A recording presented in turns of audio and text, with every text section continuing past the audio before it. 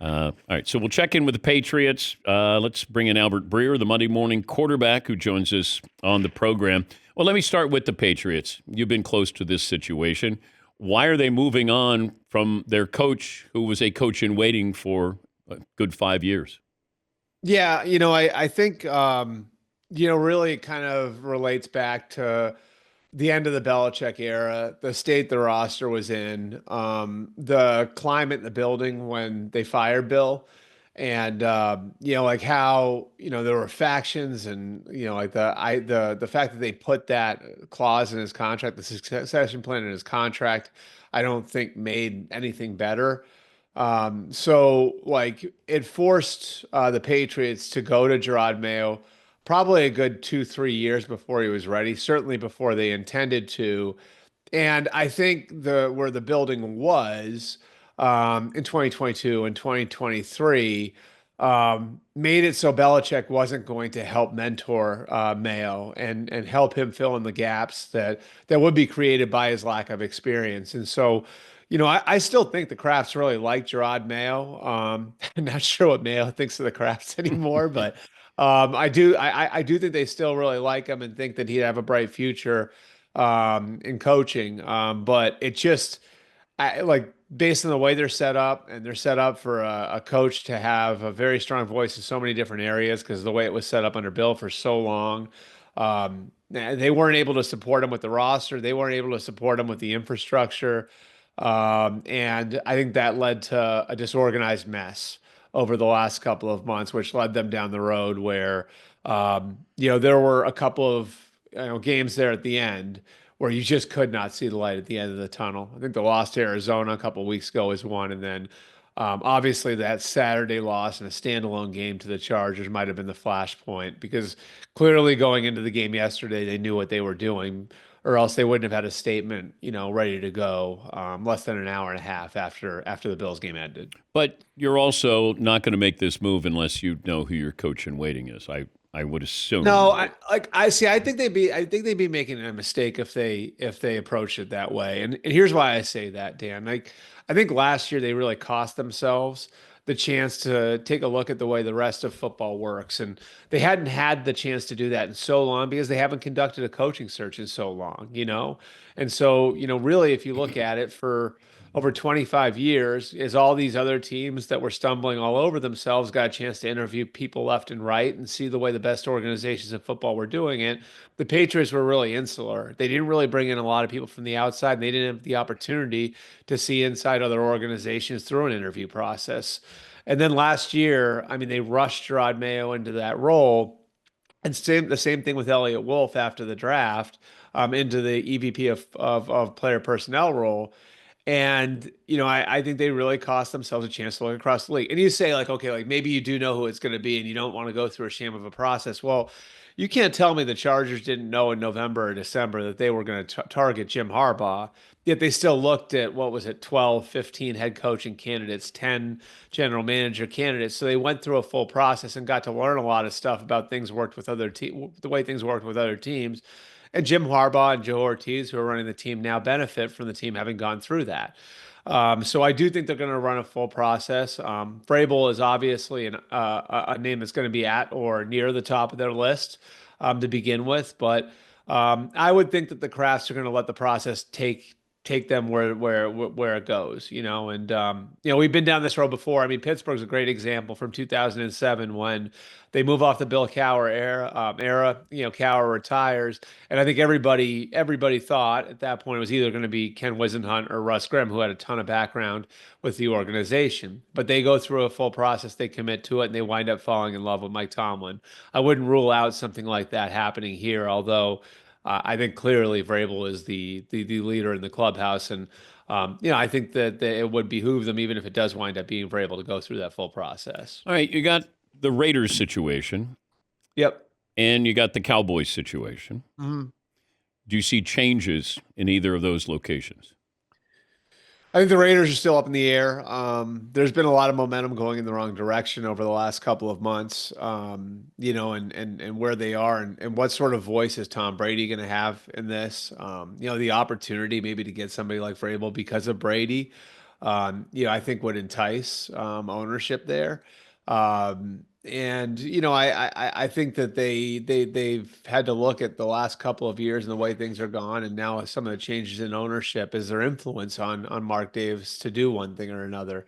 I think we'll find out over the next 3 or 4 hours what'll happen there. The Cowboys are fascinating because we all went through it, 5 years ago, and the way they dragged their feet on Jason Garrett, that was so weird. You remember that, Dan? Like the way all that worked, where Garrett was employed, but like they're really gonna move on, and so Garrett's still working there, but they're interviewing people. The same thing could happen here because Mike McCarthy's contract's up the same way Garrett's was. He's got relationships in the Saints organization, for example, right? Like he and Mickey Loomis were together there for I think it was 5 years. And Mickey Loomis's first 5 years with the Saints when McCarthy was there working for Jim Haslett. So there could be opportunity outside that Mike McCarthy wants to take a look at. The Cowboys could take a look on their, as well. And I think one thing that complicates the whole thing is, not only do you have to drop a new contract for Mike McCarthy? So it's not like you can just kick the can down the road for another year.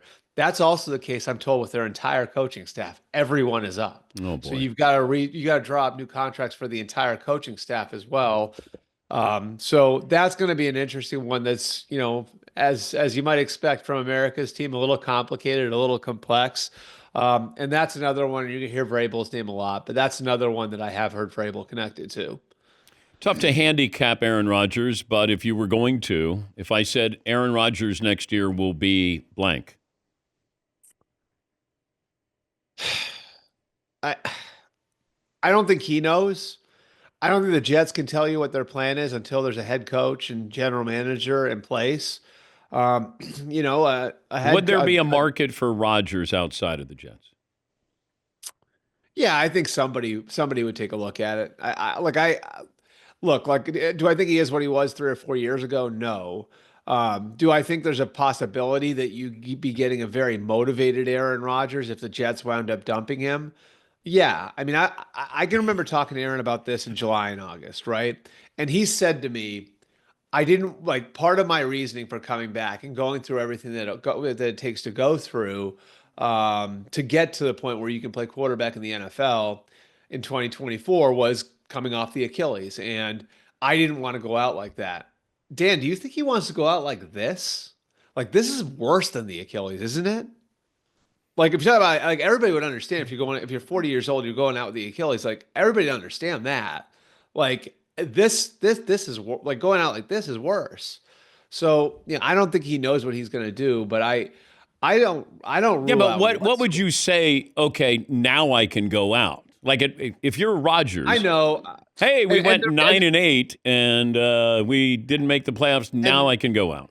look, there's the possibility that he goes through the contemplation of, all of this, and he comes out of it and says, you know what, I just can't put my body through it again. I don't want to go through what it's going to take the next 6 months to position myself to play football at 41 years old. That's certainly possible.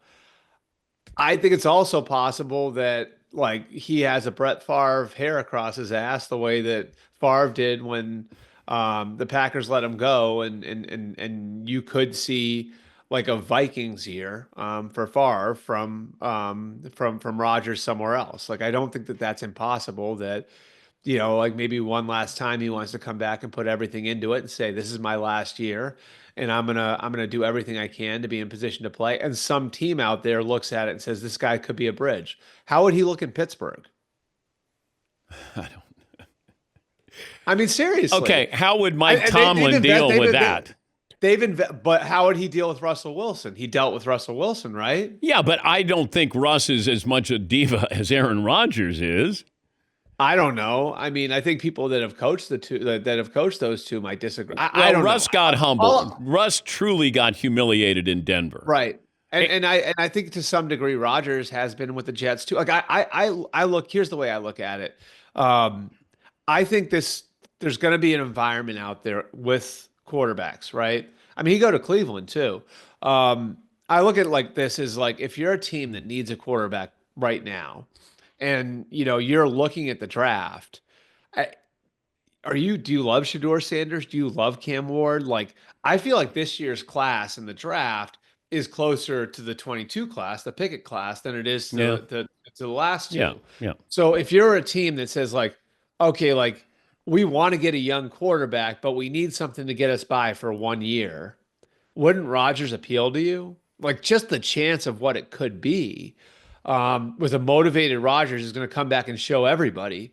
Like I don't think it's the worst idea in the world. You know what I mean? Like, and I will say this for Mike Tomlin in Pittsburgh. Like, he's shown a remarkable ability to deal with whatever personality comes his way. I mean, we didn't know that Antonio Brown was a problem until like the very end in Pittsburgh. Think about that. You know what I mean? Like, we didn't know who he had in that receiver room. You know, like at the time, he had Antonio Brown and Mike Wallace and Emmanuel Sanders, big personalities. Le'Veon Bell at running back. Like, I mean, how he's managed George Pickens over the last few years. I'm not willing him to Pittsburgh, but I'm just telling you, like, I don't think that part of it would be as big a problem for Tomlin as it might be for another All coach. right, final 30 seconds. Brock Purdy's yearly contract will start with the number blank. Four. Or I think they will find a happy medium, and I think like Brock's a team guy. Now I have heard some stuff that his dad's experience as an athlete might affect the way he approaches this a little bit. Um, the Niners are a really smart organization, and they're going to be turning the page in a lot of different ways, and they're going to have to make some tough decisions on some veteran players like Debo Samuel over the next few months. So. I would expect the Niners to take an early swing at getting this done. Remember, when they re-signed Jimmy Garoppolo, that happened in January. So they were very aggressive with Garoppolo. I don't know if they'll be quite that aggressive with Purdy. But if it's going to get done early, I think it'll get done at something that's a little less than the top of the market. Tyreek Hill next year will be back with the Dolphins, or It doesn't sound like it, right? It doesn't sound sounds like like it. he wants to move on. Chiefs. Oh, they bring him back? I mean that would be the classic move, right? The Chiefs have already done these things. Like they brought Oh, yeah. like Juju Smith-Schuster was gone for a while, Kareem Hunt, right? Like it's like what the Patriots used to do. You remember they traded away to Deion Branch and brought him back. Bill loved that. Like was like, all right, we're gonna get all of these assets for this player, and then 3 years later he's gonna come back home and play for me again. Wouldn't it totally make sense if Tyreek Hill wound up back on the Chiefs next year? Kareem Hunt, they brought him back. Yep. Yeah. So I mean, like they've got the sort of program that can absorb it. And God, can you imagine, Tyreek Hill and Xavier Worthy running downfield for Mahomes next year? I know Hill may not be exactly what he was, even last year, but the idea of bringing him back at a little bit of a discount, I think, would probably appeal to some people in the Chiefs organization. And I'd imagine for Hill himself, it might put a nice capstone on his career. I know you're busy. Thanks for making time. You got it. Thanks, DP. And I appreciate the flexibility today, too. That's Albert Breer, the Monday morning quarterback. Yeah, we were like, whenever Albert can join us. And then he wasn't able to join us last hour. And then I said, well, he actually has another job. So I said, Fritzy, it's okay. He's such a great information person to